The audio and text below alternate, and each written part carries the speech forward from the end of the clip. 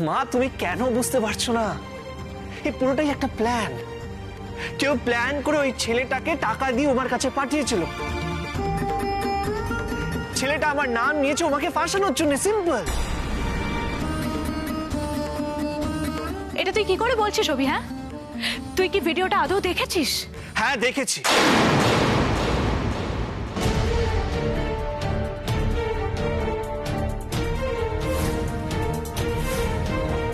এবার সবাইকে কয়েকটা কথা ভীষণ লজিক্যালি বোঝায়।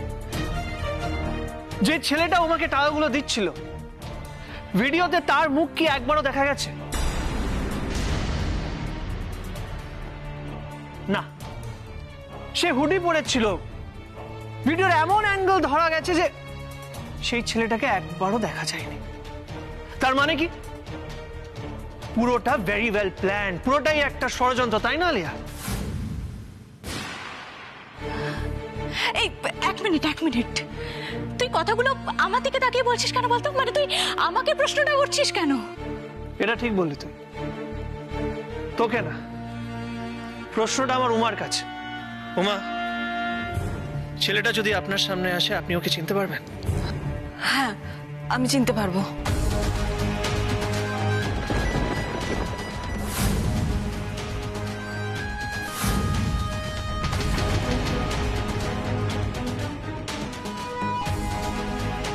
তাকে দেখতে পেলে তবে তো চিনবে উমা। তাকে তোমরা আর কোনোদিনও দেখতেই পাবে না। কাজ হয়ে যাওয়ার পর তাকে আমি অনেক দূরে সরিয়ে দিয়েছি।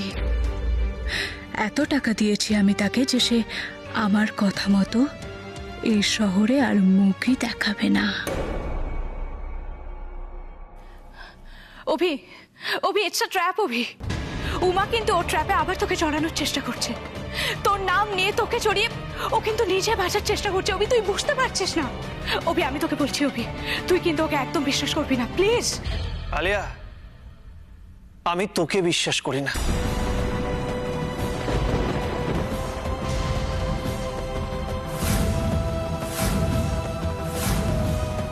কিন্তু উমার সততা নিয়ে আমার 1%ও ডাউট নেই। উমা, আপনি চিন্তা করবেন না, নিজেকে একলা ভাববেন না। আপনি একটু সুস্থ হয়ে উঠি, তারপরে এই রহস্য সমাধান করব আমি। আপাতত আপনি ঘরে যান। আর হ্যাঁ, আমি থাকতে আপনার সাথে কোনো ইনজাস্টিস হবে না। সব লড়াই আমরা একসাথে লড়ব। অভি, উমা আবার ক্রিকেট খেলতে পারবে? কেন পারবে না? নিশ্চয়ই পারবে। ওনার দোষ এখনো প্রমাণিত হয়নি। হয়তো কয়েকটা দিন টিম থেকে ওনাকে ড্রপ করে দেওয়া হবে, কিন্তু ক্রিকেট থেকে ওনাকে কেউ ব্যান করতে পারবে না। উমা, যতদিন আমি বেঁচে আছি, ক্রিকেট থেকে কেউ আপনাকে দূরে পাঠাতে পারবে না।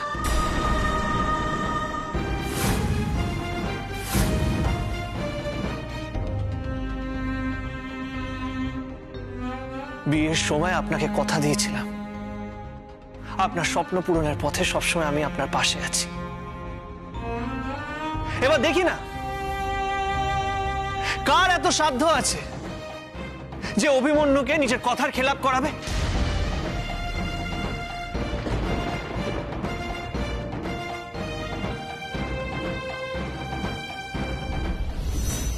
এই ম্যাচ ফিক্সিং এর শেষ আমিও দেখে ছাড়বো। তার জন্য যা করার করবো, যেখানে যাওয়ার যাব। সবাইকে এটা প্রমাণ করে দেবো আমি যে ওনার পারফরমেন্স হয়তো একটু খারাপ হতে পারে, কিন্তু ম্যাচ ফিক্সিং না। উমা কোনোদিনও ম্যাচ ফিক্সিং করতে পারেন না। এবার আমিও দেখি দূর থেকে আঙুল নাচে এরকম একজন ট্যালেন্টেড ক্রিকেটারের ক্যারিয়ার কে নষ্ট করে। এক মিনিট অভিমন্যু বাবু, আমার আপনার সাথে কিছু কথা আছে। উমা, সব ডিসকাশনস আমরা পরে করব। এখনই কথা বলা দরকার। বলুন। আমার ক্রিকেট নিয়ে আপনি আর মাথা ঘামাবেন না।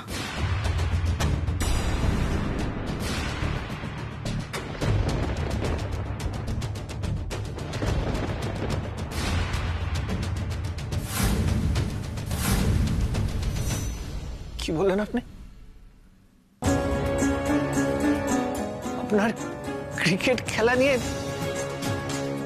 আমি মাথা ঘামাবো না?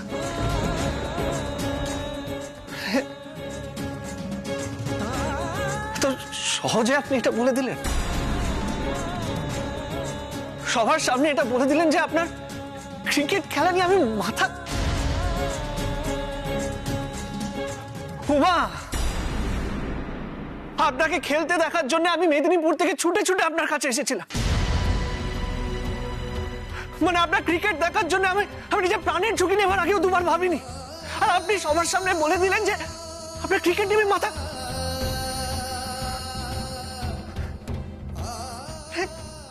আপনি এটা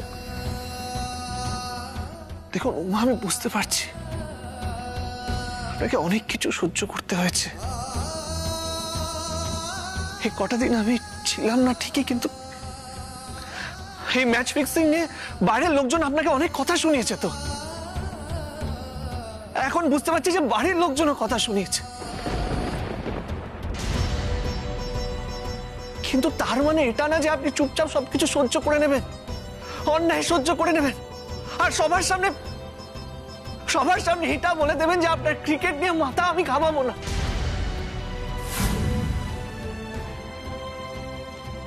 শুনুন, আপনাকে এত ভাবতে হবে না।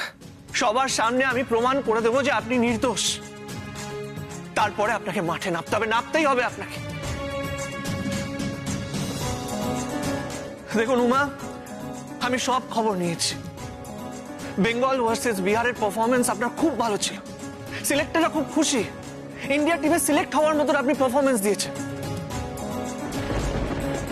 শুধু ওইভাবে রান আউট হয়ে গেছিলেন বলে একটু পিছিয়ে গেলেন।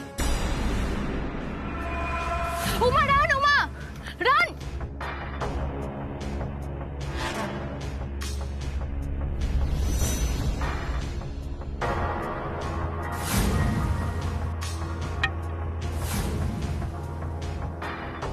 রান আউটটাও আমি ইচ্ছে করে হয়নি অভিমন্যু বাবু,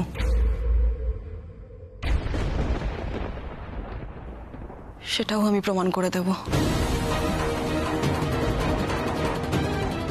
কি প্রমাণ দেবে তুমি? হ্যাঁ, কি প্রমাণ দেবে? সেদিন ম্যাচে বাজে খেলে তুমি রান আউট হয়েছিলে, এটাই সত্যি নাকি আপনি আমাকে পা দিয়ে ল্যাং মেরে ফেলে দিয়েছিলেন আলিয়া ম্যাডাম? কোনটা সত্যি?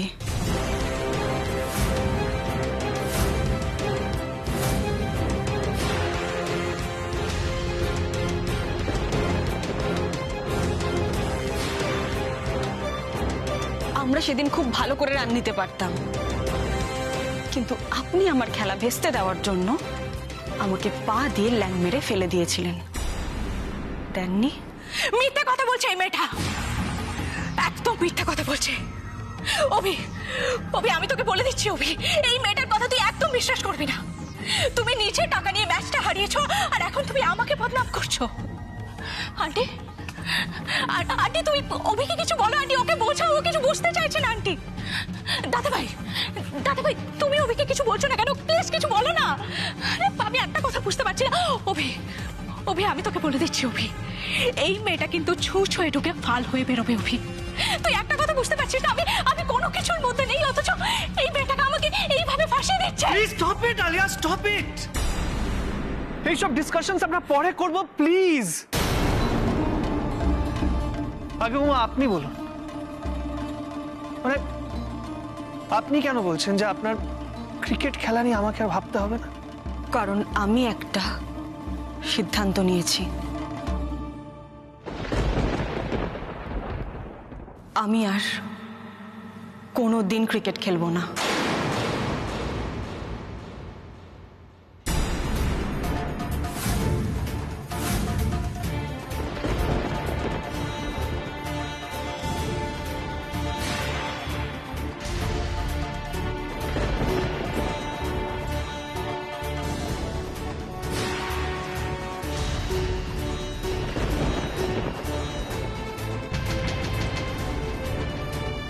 কি বলেন আপনি? আপনি আর কোনোদিনও ক্রিকেট খেলবেন না? যদি আমি জানতাম যে আপনি এইভাবে মাঠ ছেড়ে পালিয়ে যাবেন, তাহলে আপনার হয়ে কোনোদিনও আমি লড়াই করতাম না উমা। করবেন না। এই ক্রিকেট বড় ভয়ঙ্কর অভিমন্যুবাবু। আমি চাই না এই ক্রিকেটের সাথে জড়িয়ে আপনার কোনো ক্ষতি হোক।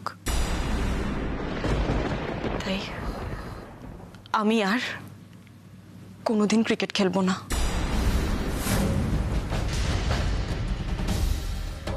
যে ক্রিকেট আমার থেকে আমার বাবাকে কেড়ে নিয়েছে,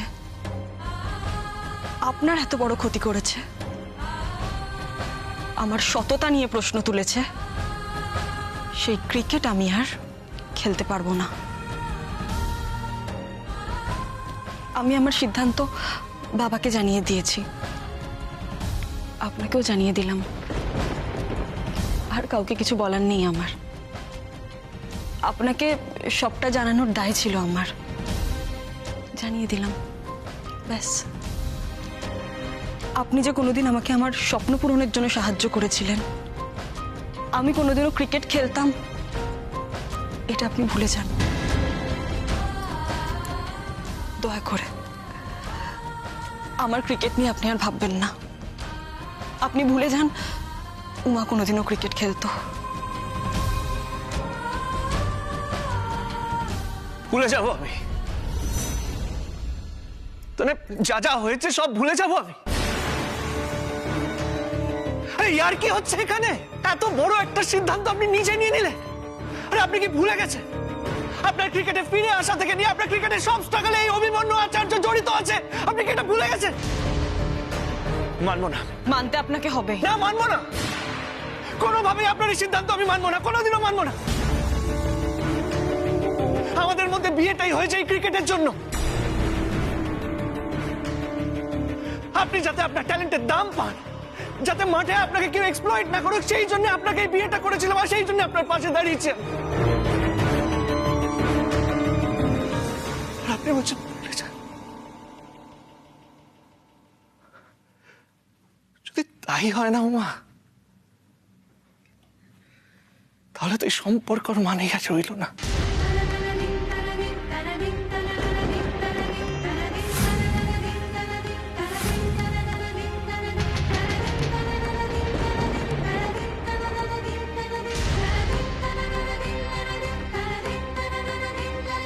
অভি, আমিও তো ঠিক সেই একই কথা বলছি। তোদের বিয়ের কারণ তো ক্রিকেট। ক্রিকেটে যদি তোদের মধ্যে না থাকে, তাহলে এই সম্পর্কের তো আর কোনো মানে নেই। বড়মা দোহাই আপনার, আপনি এভাবে বলবেন না। আর অভি, দেখো, বিয়েটা শুধুমাত্র একটা কারণের জন্য হতে পারে না, হয় না তা। দেখো, বিয়ে মানে হচ্ছে দুটো মানুষের মনের বন্ধন, আর সেই বন্ধনকে তো এভাবে ছিঁড়ে ফেলা যায় না। অভি, তুই আমার একটা কথা শুন। তুই এক্ষুনি ফিরলি, এখন সব কথা বলার তো দরকার নেই, পরে সব কথা আর কথা বলে কোনো লাভ নেই অরবিন্দ। এই সম্পর্কটা যদি সত্যি দুজনের হতো, তাহলে একজন নিজের সিদ্ধান্ত আরেকজনের উপরে চাপিয়ে দিত না।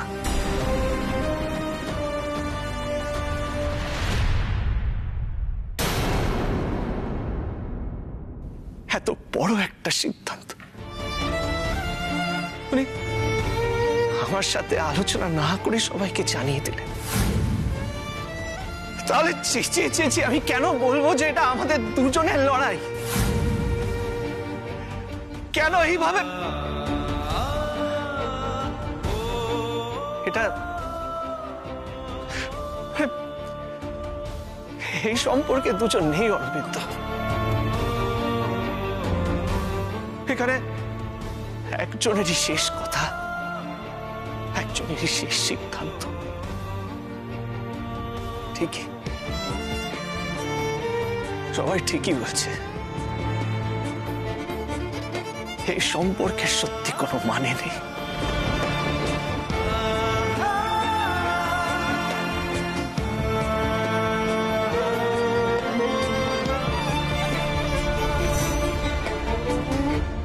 ঠিক এটাই আমার বক্তব্য। অভি, তুই নার্সিংহোমে বারবার জিজ্ঞেস করছিলি না উমা কেন আসেনি, উমা কোথায়, আমরা কিছু বলছি না কেন। আমি তোকে আড়ালে কিচ্ছু বলতে চাইনি। আমি চেয়েছিলাম সবার সামনে তুই সব সত্যিটা যেন জানতে পারিস, যাতে কেউ না এটা ভাবে যে আমি আড়ালে তোকে কিছু বুঝিয়ে দিয়েছি। তুই আজ নিজের কানেই সবটা শুনলি তো। ও নিজেই ডিসাইড করে নিয়েছে যে ও আর ক্রিকেট খেলবে না।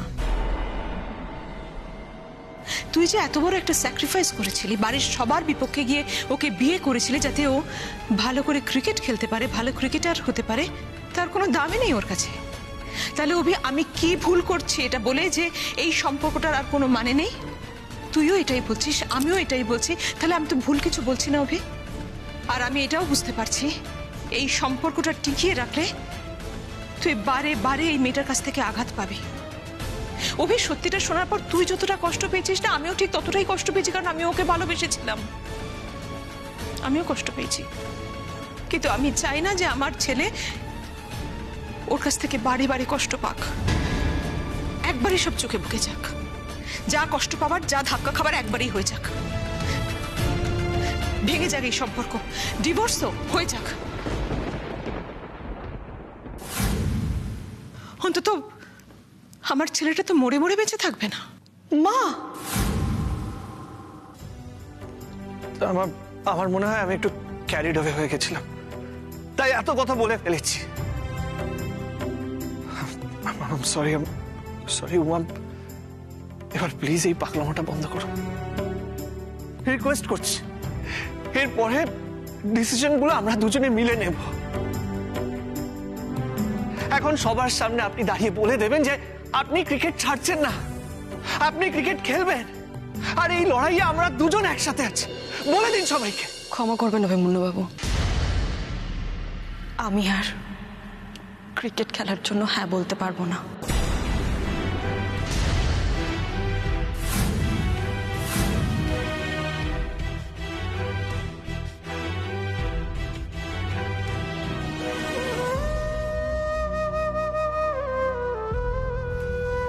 তাহলে তো এই বাড়িতে থাকারও আপনার কোনো মানে রইল না।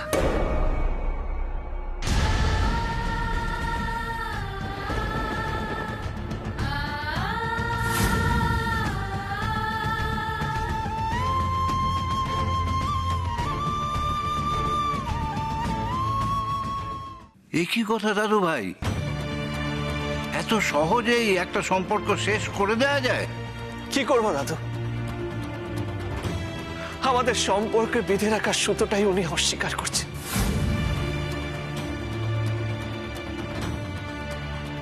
কবি, কবি শোন, এদিকে শোন, এদিকে শোন। সব ফ্যামিলিতে অশান্তি হয়, সব বাড়িতে অশান্তি হয়, সব সংসারে অশান্তি হয়, সব স্বামী স্ত্রীর মধ্যে হয়। তুই উমার সঙ্গে সম্পর্ক ছেড়ে যাওয়া নিয়ে কেন কথা বলছিস? আমি যা বলছি ভেবে চিন্তে বলছি ছোটকা। উমা যদি ক্রিকেটই ছেড়ে দেন, তাহলে এই বাড়িতে ওনার কোনো স্থান নেই।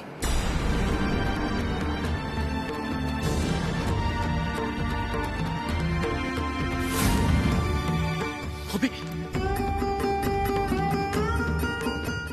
তুই ঠিক বলেছিলিস আলিয়া, এই সমস্ত মেয়েদের জন্য ক্রিকেট খেলা নয়, সেই ধকটাই এদের নেই, সেই সাহসটাই নেই।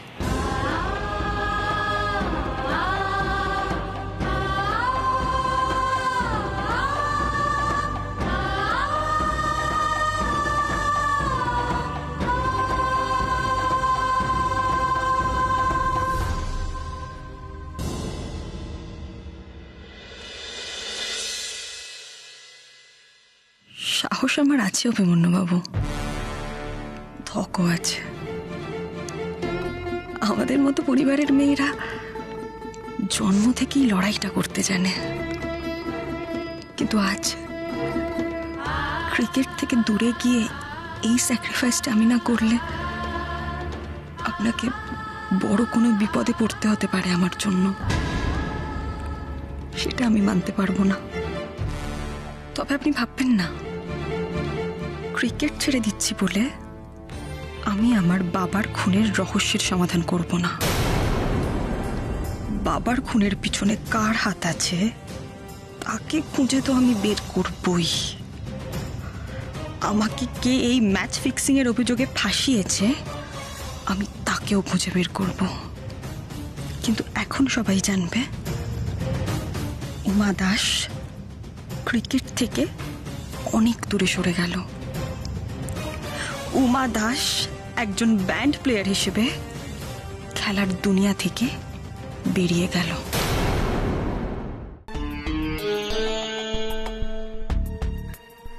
তাহলে উমা না শ্যাম রাখতে পারলে না কুল, অভিও গেল আর ক্রিকেটও গেল। আমি ক্রিকেট ছাড়বো বলেছি, সংসার ছাড়বো তো বলিনি।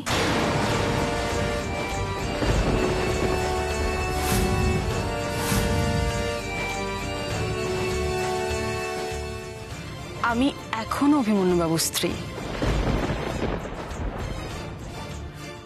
আর ওনার স্ত্রী হিসেবে তো আমার এই বাড়িতে থাকার পুরো অধিকার আছে, আর আমি এই বাড়িতেই থাকবো।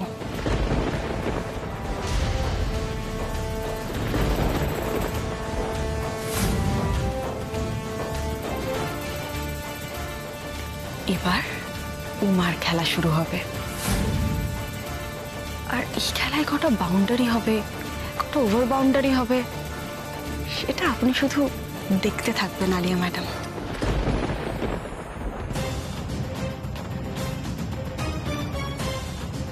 কোথায় আছো তুমি উমা?